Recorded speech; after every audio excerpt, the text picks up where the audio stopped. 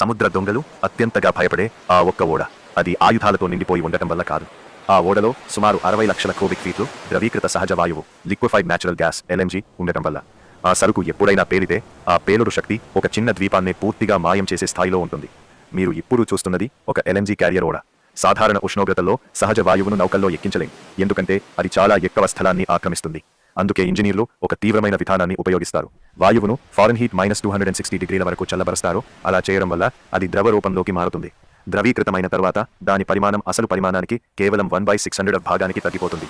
అప్పుడే దాన్ని సముద్రాల మీదుగా నిల్వ చేయడం, రవాణా చేయడం సాధ్యమవుతుంది. మీరు చూసే ఆ భారీ వెండి రంగు గోళాలు, వజ్రాకార ట్యాంకులు కేవలం బయట కవచాలు కావు. అవే నిజమైన అత్యంత కవక ఉష్ణోగ్రతలను తట్టుకునే ప్రెషర్ ట్యాంకులు, క్రయోజెనిక్ ఫ్యూయల్ ట్యాంక్స్.